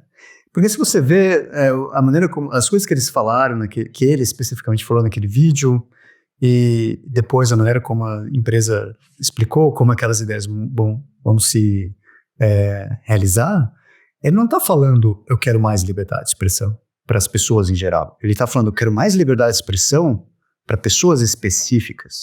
E essas pessoas, a gente sabe quem são.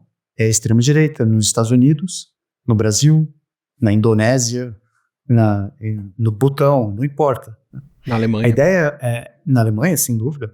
A ideia dele é essencialmente o seguinte, porque quando existe uma coisa básica sobre a maneira como as redes sociais funcionam, que assim, se você tira as limitações, não políticas, não partidárias, mas as limitações relacionadas, por exemplo, ao discurso de ódio, à desinformação, etc., não é uma coisa que afeta todos os atores de maneira igual.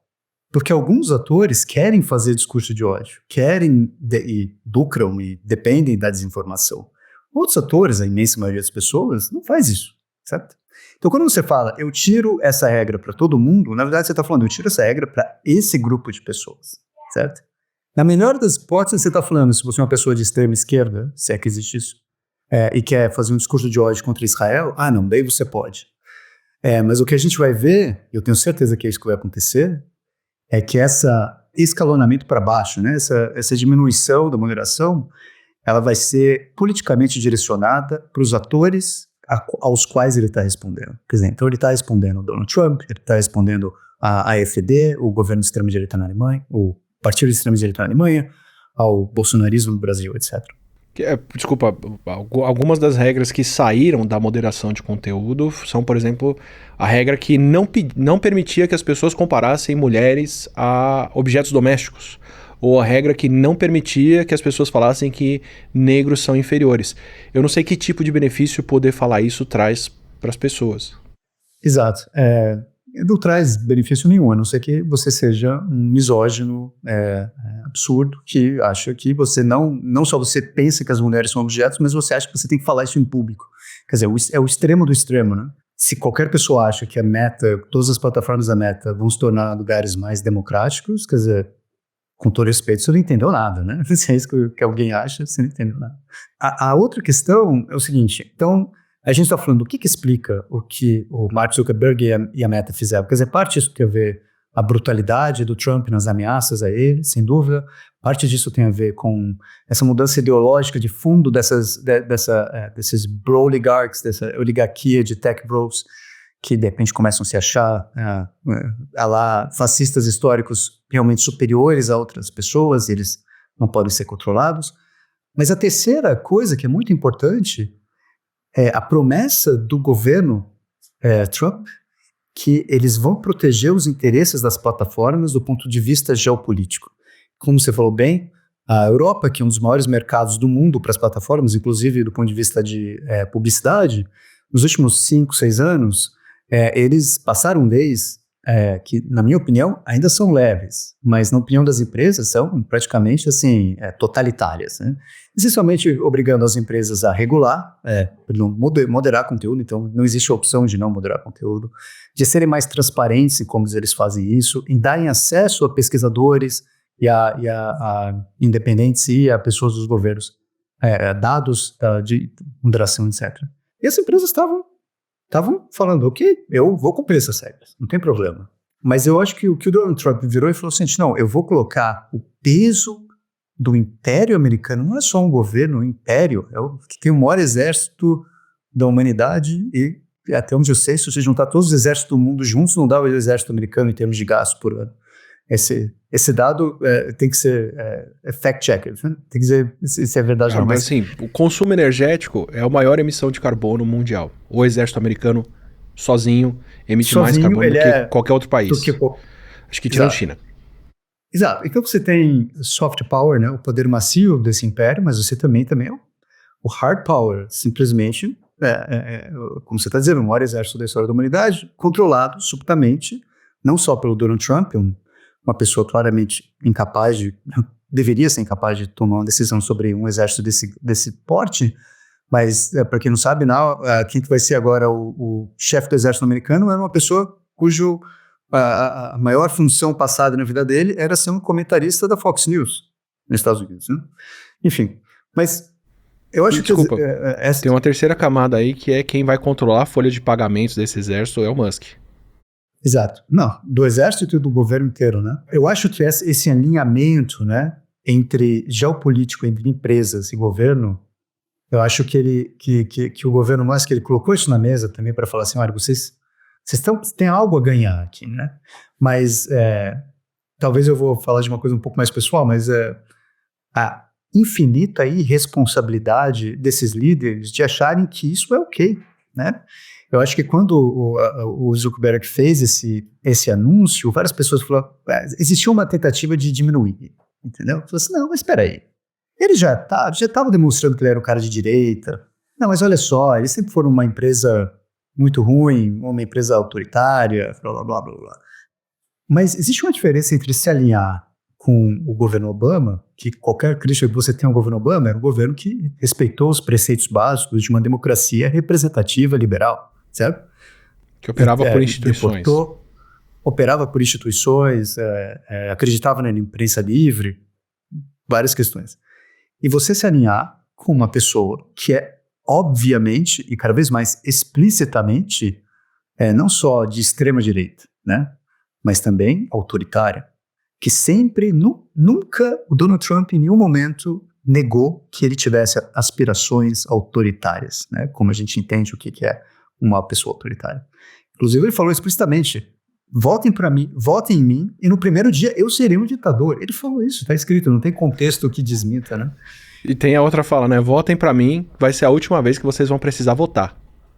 Exatamente. E ele fala várias vezes, quer dizer, se eu puder, eu continuo aqui como um imperador, né? Como um ditador, como eles diziam que aconteceu nas repúblicas de bananas como o Brasil, né? E uma das coisas, para mim, como brasileiro que mora fora do Brasil, uma das coisas mais irônicas é falar assim, olha só, um dos poucos países do mundo que está demonstrando como lidar com autoritários é o Brasil, do ponto de vista legal, formal, sem nenhum... quer dizer, tudo dentro das regras do que uma democracia liberal deve ser, etc. E olha o que o suposto exemplo do mundo está fazendo. Né? Então você tem esses três fatores que a gente elencou para tentar explicar essa guinada. Né? E eu acho que essa questão geopolítica, eu estou muito curioso,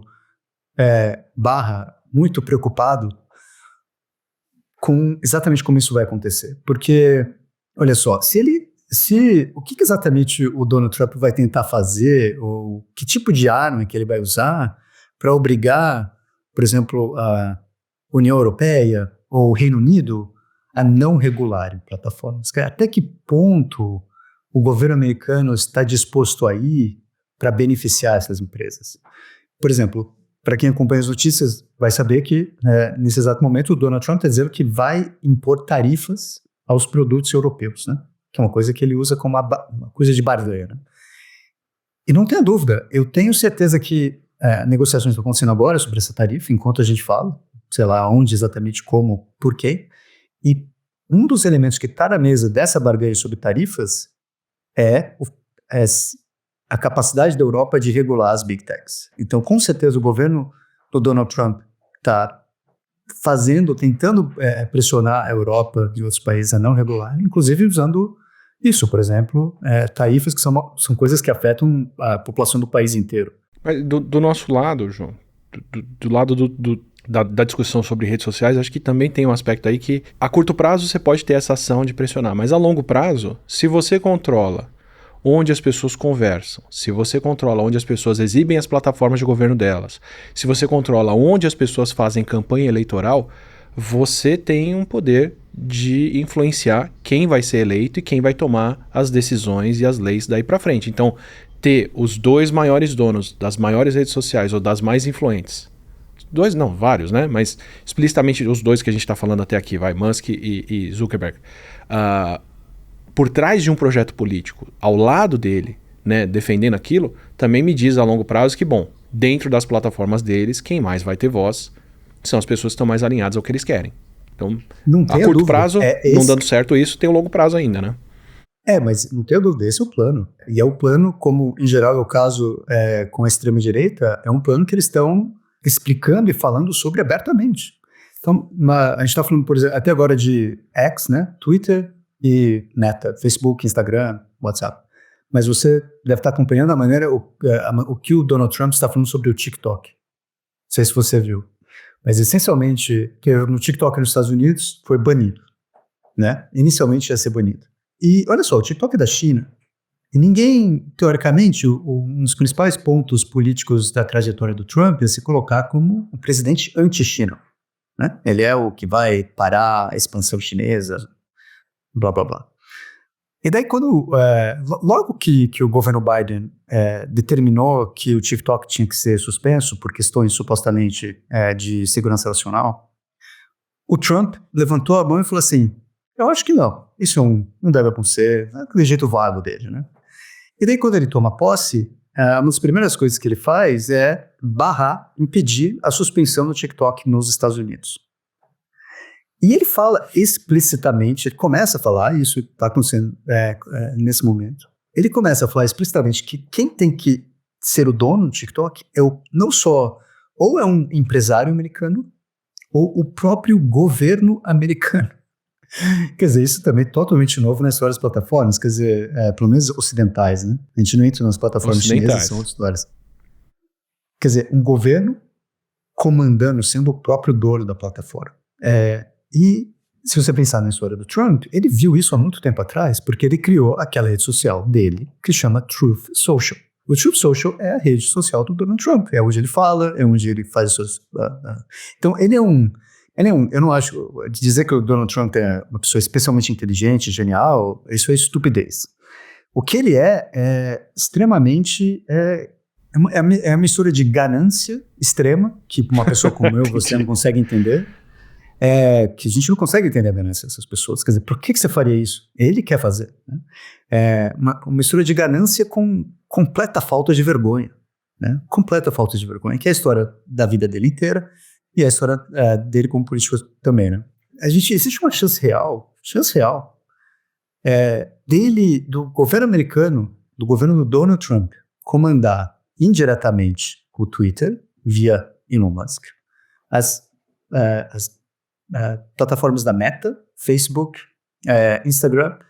O WhatsApp é um pouco mais complexo porque tem criptografia, quer dizer, eles não veem o que a gente está falando ali, mas existem maneiras também de manipular como o WhatsApp funciona, limitando o número de pessoas num grupo, por exemplo. Então, Twitter, Meta e TikTok, o TikTok é extremamente popular nos Estados Unidos. Então, mas o TikTok, em vez de ser indiretamente, seria diretamente. Quer dizer, de certa maneira, a gente está vendo a história acontecer. Quando a gente estuda no colegial, olha só, então Hitler invadiu a Polônia no início da Segunda Guerra Mundial. Quer dizer, ninguém está invadindo a Polônia, pelo menos a Alemanha não está invadindo a Polônia, mas são movimentos tectônicos da política e das estruturas políticas que eles são atordoantes. Essa é uma coisa interessante de ver esses eventos acontecendo. É tão interessante quanto sendo uma formiga vendo um elefante movendo o pé, assim. Como exatamente. Exatamente. Você entende a grandiosidade do evento, mas você se pergunta, como é que eu posso reagir a isso? O que é possível fazer? Desculpa, eu me pergunto em nome de quem está assistindo no Ficção, eu te pergunto o que dá para fazer a respeito disso.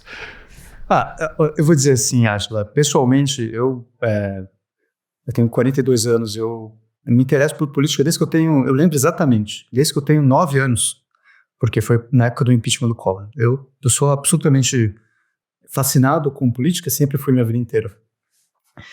E nunca na minha vida, eu sou uma pessoa de esquerda, né? Se alguém não está claro até esse momento, eu sou uma pessoa de esquerda, mas esquerda democrática, né? Acima de tudo, eu acredito que a democracia é a maior expressão de um pensamento progressista, né? Mas nunca na minha vida eu tive tão preocupado e desesperançoso com as possibilidades, certo? Eu estou dizendo assim, subjetivamente, né? Como eu me sinto emocionalmente desde que toda essa história começou, desde talvez antes até. Mas do ponto de vista, se você quiser, né, tira o João, ou talvez as pessoas que estão vindo da equação, e você tenta entender do ponto de vista estrutural, isso vai depender muito, de maneira bem específica, vai depender muito das lideranças europeias e das lideranças de grandes países como o Brasil. Porque se os outros grandes países, eles aceitarem essa imposição do governo americano, de que nós simplesmente, né, no Brasil, ou na Europa, ou na África, seja onde for, que os governos eles têm que tratar essas empresas como verdadeiros poderes coloniais que podem chegar e fazer o que eles quiserem, a chance de que essa situação vai se manter a longo prazo, ela é muito grande, né? Mas se entidades inacreditavelmente poderosas, como a União Europeia, como o governo federal brasileiro, se eles falarem, não, esquece, e se você quiser impor, eu vou, por exemplo, bloquear o Facebook. Eu vou impedir... Como aconteceu com o Twitter no Brasil. Como aconteceu com o Twitter. A história, talvez, do embate entre o Alexandre de Moraes e o Elon Musk é uma das melhores histórias de todo esse processo, porque demonstra que quando um governo nacional, né, representado naquele momento na figura do Alexandre de Moraes, quando ele fala, nós somos um país soberano, nós vamos lutar pela nossa soberania, o poder, que inicialmente parece enorme, gigantesco, o homem mais rico do mundo, dono de uma plataforma com 300 milhões de usuários, subitamente desaparece. Porque o Alexandre de Moraes não estava falando em nome do Alexandre de Moraes, ele estava falando em nome do Estado brasileiro, que tem poder material sobre as coisas. Quer dizer, seria impossível o Elon Musk essencialmente ganhar aquela briga. A única maneira que ele tinha de ganhar aquela briga seria se o Alexandre de Moraes falasse, tudo bem, eu aceito. Né? E essa história dessas grandes empresas, elas sempre contaram com os estados, como a gente falou desde o início. Então, a maneira, especialmente o governo americano, começa no início, as administrações democratas, Obama e depois Biden também. Biden, como você disse, é um pouco mais complexo, mas principalmente os dois governos Obama, como eles nunca regularam essas empresas, eles permitiram que essas empresas se tornaram isso. Então, às vezes a gente financiaram, abriram concessões, deram incentivos fiscais, resgataram o Musk da falência umas 4 ou 5 vezes diferentes, com quantias cada vez maiores de dinheiro, subsidiaram a construção da SpaceX e agora da Starlink, que serve internet para Deus e o mundo. Tem um envolvimento ativo direto, né? Ativo, direto. Então, quer dizer, você está falando de um... a questão é a nuance, né? Quer dizer, o Estado sempre permitiu que essas empresas, incentivou, deu dinheiro para que as empresas se tornassem o que elas se tornaram. Mas era uma fusão em que elas ainda eram diferentes, né? Agora a gente está falando de uma fusão política, né? As empresas se fundindo com o projeto político e ideológico do Donald Trump. Mas o meu ponto em geral é mais ou menos esse, quer dizer, se você... A gente tende a pensar essas empresas como opostas ao Estado, certo? Mas elas nunca foram. Talvez seja o momento dessa oposição acontecer.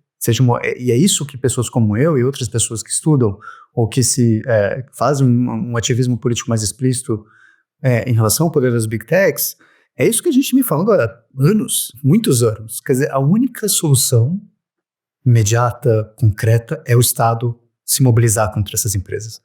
Mas a mobilização dos Estados contra essas empresas depende também de uma mobilização popular, né?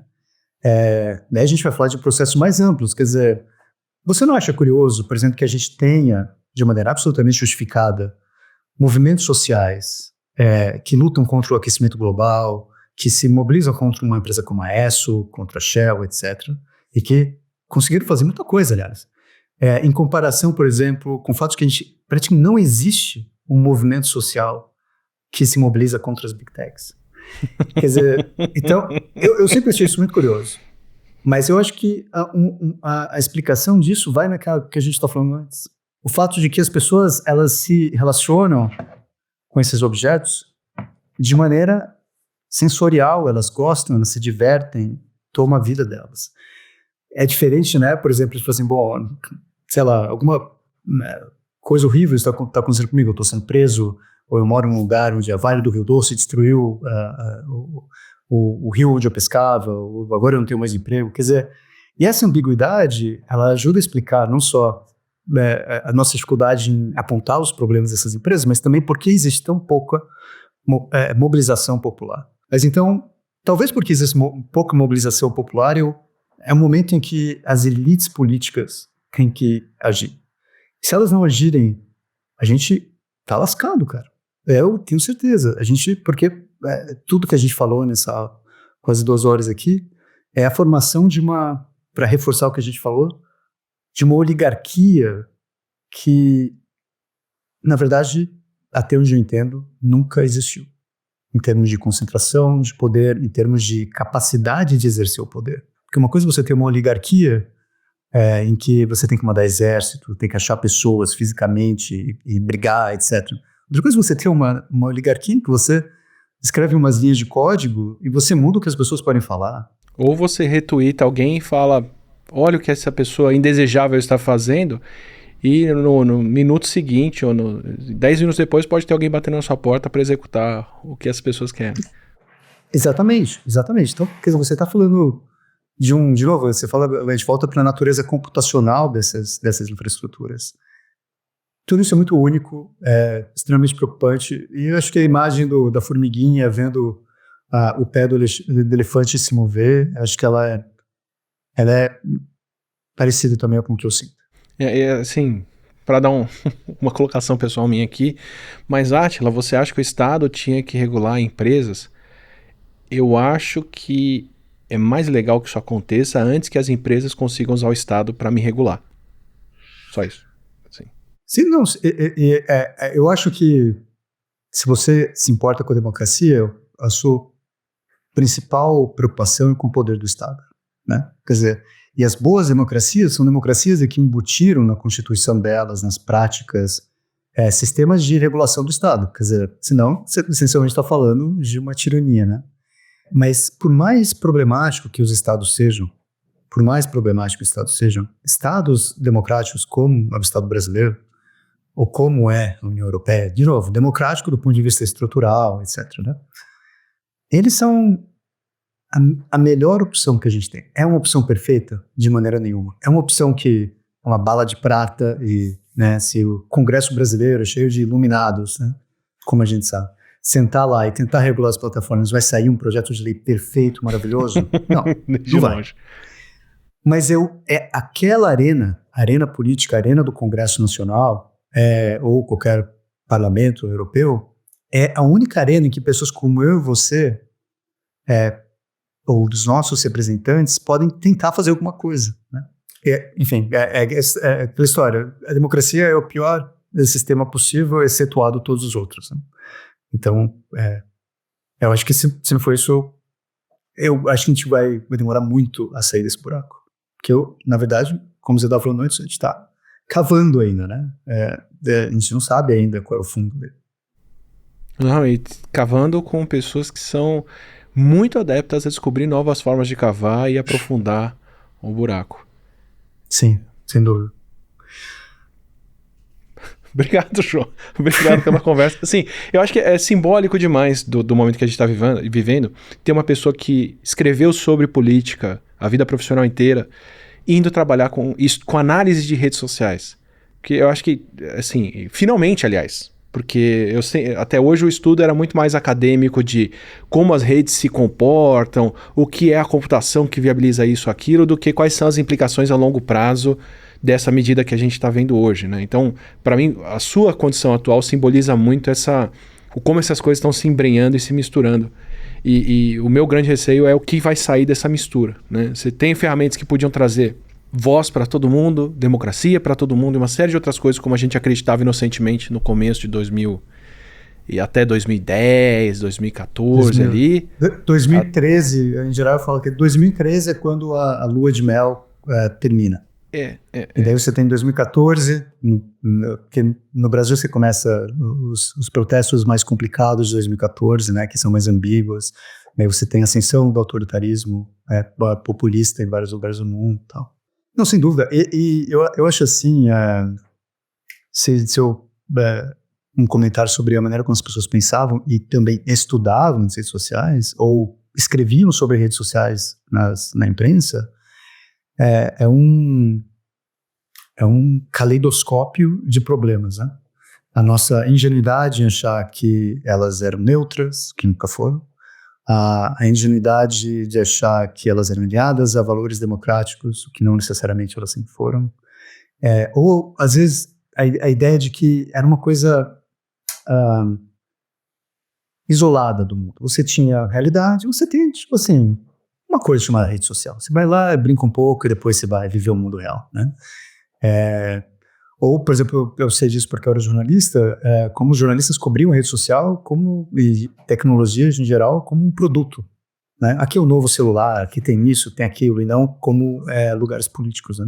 Ainda tem essa crítica, 100% dela, mas é um assunto que é outro episódio aqui, a como se cobre grandes modelos de linguagem, IAs generativas e outras coisas. Ainda é esse olhar de olha que fantástico, olha que mágico, um funcionário do Google se apaixonou pelo modelo de linguagem, 2 computadores inventaram uma língua nova para falar entre eles e muito acrítico ainda do que isso implica. Por um acaso, eu acabei de terminar um artigo científico com um colega em que a gente analisou os discursos da imprensa sobre modelos de linguagem, né, LLMs, esses sistemas de inteligência artificial em 3 países do mundo, assim.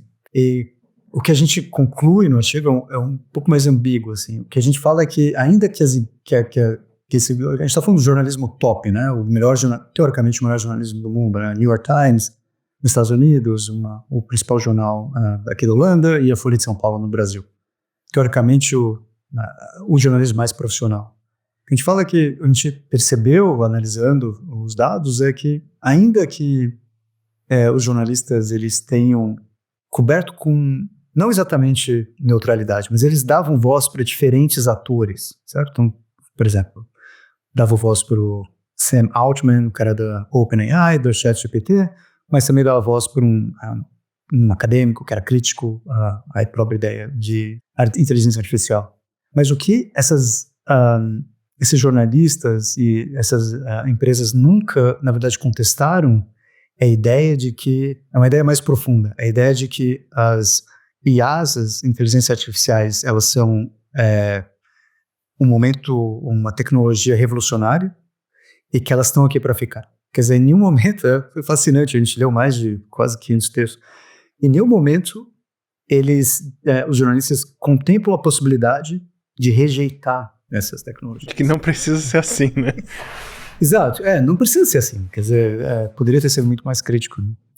Mas sem dúvida. Talvez comecem a criticar com o DeepSeek agora e o IA chinês aparecendo. Que Mas queria aproveitar que você falou sobre o que você está estudando, essa análise que vocês fizeram de LLMs. Eu encontrei você por conta dos seus textos, dos seus artigos, das suas análises, e queria perguntar isso para quem quiser se informar mais, entender mais, conhecer mais o teu trabalho e mais sobre o que a gente está passando no momento. O que você pode recomendar de bibliografia para a gente consumir? Texto, livro, material extra, vídeos, o que você quiser.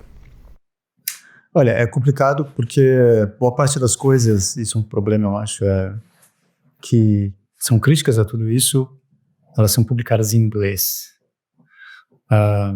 Eu acho que se tem um livro, que eu acho que com certeza foi traduzido para português, que não é um livro perfeito de maneira nenhuma, mas é um livro que vai ajudar as pessoas que estão caindo nesse assunto ou tentando entender a economia política das tecnologias de algoritmo ou tecnologias de grandes dados, etc. Seria A Era do Capitalismo de Vigilância, de uma autora americana chamada Shoshana Zuboff, é uma professora de Harvard. É um livro que é um livro longo, para começar, tem mais de 1000 páginas, mas você precisa ler o livro inteiro. Se você não quer ler 1000 páginas de crítica sociológica, concentra nos primeiros capítulos em que ela explica por que, do ponto de vista da economia política, o que a gente está vivendo é novo, por que isso é autoritário, e, de certa maneira, o que pode ser feito, ainda que ela tenha uma visão um pouco centrada nos Estados Unidos sobre a ideia, em relação à ideia de resistência, né, de como existem essas empresas. É como ver quem nunca sofreu bullying falando de como se defender de um bullying, né? A gente acredito que todo latino-americano e todo mundo do sul global, quando vê o que está acontecendo nos Estados Unidos agora, fica... Vocês não têm ideia do que vem pela frente, assim. Vocês estão muito inocentes. Exatamente. Eu sinto mesmo e é em geral o que eu falo para os meus colegas, né? Eu tenho uma comparação que eu fui... Quando eu estava trabalhando nos Estados Unidos... Tinha um amigo que fazia doutorado aqui no Brasil e era americano, mas ele achou mais fácil conseguir bolsa de doutorado no Brasil na época, 2011, 2012, do que nos Estados Unidos. E quando eu fui para lá em 2013, ele estava visitando a família, me chamou para visitá-lo em Long Island, que é aquela ilha que fica pro lado de lá de Nova York, assim. E aí ele me levou para um centro, que é o Cold Spring Harbor, acho que é Cold Spring Harbor, eu não lembro agora, um centro de biotecnologia muito bom, um polo muito legal lá, onde ele estudou o começo de virologia e me levou para conhecer o lugar. E a gente entrou no campus de carro, sem portão, sem nada. Aí ele parou do lado de um auditório e falou, esse daqui é o auditório, que o pessoal fala isso. Fulano e Beltrano, que ganharam o prêmio Nobel, estavam aqui falando esses dias, que é o pessoal da virologia. E vamos lá ver. Aí eu, como assim, vamos lá ver? Aí a gente entra, o auditório estava aberto, tinha um computador da Apple que valia uns $12 mil na época em cima do palco ali. E ele falou, bom, é aqui que o cara fala... E assim, a minha cabeça de brasileiro, tendo um notebook roubado do laboratório, porque durante o horário de aula, alguém entrou na sala, pegou o notebook embaixo do braço e saiu, e era uma quadrilha especializada em roubar computadores da Apple dentro da USP. A única coisa que eu consegui olhar e pensar era como que dá para manter um computador desse valor, numa sala desse tamanho, num lugar desse, sem ninguém nem nada aqui. Se alguém tiver uma cabeça errada e quiser roubar as coisas, vocês não estão minimamente preparados. E é mais ou menos como eu vejo que está acontecendo nos Estados Unidos agora, e o grau de conselho sobre segurança que essas pessoas conseguem dar porque a gente está fazendo. Mas, desculpa, foi uma prolongada para dizer... eu acho que isso ajuda a explicar não só a ascensão do Trump, mas também uma espécie de ingenuidade sobre o que é possível fazer a partir do momento que você tem um poder e a intenção de fazer, né? Então, por exemplo, claro, por exemplo, os jornalistas americanos, eles já estão pirando e fritando sobre as possibilidades que um Elon Musk no poder significava ou significaria já faz muito tempo. Mas eu não acho que eles se preparam. Eu acho que eles não se prepararam exatamente para o que está acontecendo agora. E, acima de tudo, eles têm uma dificuldade de entender a significância do que está acontecendo, certo? Eu tipo assim, tá, mas não é tão mal, né? Tá tudo bem. Não, tá tudo bem. Talvez ele vai parar agora. Ou não, mas espera aí. Temos leis que impedem isso. Temos leis que impedem isso. Calma lá, etc. E, claro, assim, como eu disse antes também, é um sistema político legal, extremamente fragmentado, que, pelo menos originalmente, foi desenhado para segurar esse tipo de tirania, né? Mas, especialmente o público americano, eu acho que eles, a não ser algumas pessoas bem à esquerda no espectro ideológico, eu acho que a maior parte das pessoas está meio fazendo o máximo para ignorar, certo? É aquela coisa assim, vamos fingir que isso não está acontecendo, deixa eu cuidar da minha vida, né? Que, na verdade, é exatamente assim que a tirania se estabelece, né? Quando as pessoas acham que está tudo bem, a normalidade, etc. Acho que tem um quesinho implícito ali de... Mas nós não somos como vocês, o que aconteceu na sua casa não vai acontecer aqui, e se acontecer, é o nosso que está fazendo isso. Então, não deve ser tão ruim. Que essa ideia do excepcionalismo americano, né? Que é uma ideia bem profunda na identidade nacional dos Estados Unidos. Quer dizer, nós não somos como os outros. Quer dizer, a nossa democracia é melhor, o nosso capitalismo é melhor, que, claro, é uma ideologia, né? Porque, claro que não é a verdade, claro que não corresponde ao que exatamente aconteceu. Mas eu não sei, eu acho que como quem gosta de política sabe que a política é uma área inacreditavelmente dinâmica e é muito difícil de prever, né? Então, até agora, não houve uma mobilização popular contra esse poder da oligarquia dessas grandes empresas de tecnologia. Mas nada impede que isso aconteça, né? Então, quer dizer, é importante também a gente não olhar para o que está acontecendo como uma evidência do que vai acontecer. Ninguém sabe, porque a partir da ação gera reação. Se você me dissesse em 2020, 2021, olha, logo mais os Estados Unidos vai estar lidando com uma pessoa que foi totalmente contra o sistema democrático e vai passar impune por isso, e vai ser reeleita por isso, enquanto o Brasil vai estar aprendendo e monitorando pessoas que tentaram dar um golpe. Eu ia falar, o histórico não bate muito, então sim, pode ser uma coisa bem surpreendente. Não, exato. Então é importante, quando a gente está falando da nossa capacidade de prever o que vai acontecer na política, é importante a gente ser humilde, tanto do ponto de vista positivo quanto do ponto de vista negativo. Quer dizer, aquilo que a gente acha que vai ser um completo desastre, às vezes não é o desastre que a gente acha que vai ser, e às vezes aquilo que a gente acha que vai ser uma coisa extremamente positiva não acontece, né? Então, não sei, eu acho que é aquela história, comendo pipoca, mas ao mesmo tempo extremamente preocupado com o que eu estou vendo. Teu lado jornalista gritando, teu lado acadêmico falando, fascinante. Exato.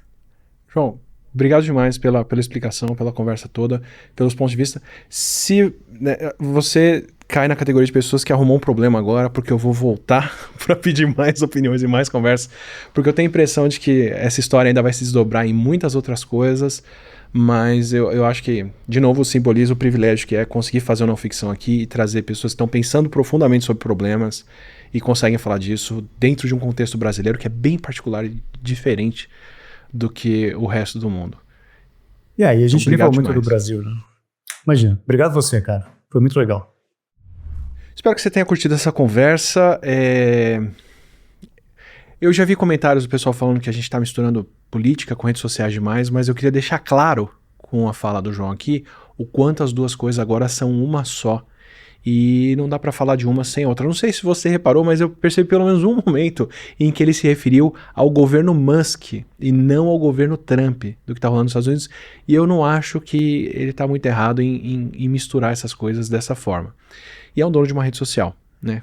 Eu acho que não tem nada mais importante e grande em escala global na nossa vida acontecendo no momento atual. Claro que na sua vida em particular, no seu lugar, na sua região, no seu bairro, na sua cidade, no seu estado, tem outras coisas tão ou mais importantes do que, mas eu acho que na escala elefante, pisando na formiguinha, é o que está pegando no momento e queria ter um começo das conversas que a gente pode ter a respeito do assunto por aqui. Enfim, lições demais para digerir a ponto de eu não conseguir fazer um resumo do que a gente conversou aqui e dar os pontos mais importantes, porque eu acho que eles só vão se tornar mais importantes conforme a coisa for desenrolando. São tempos interessantes demais que a gente está vivendo, é complicado viver a história assim, né?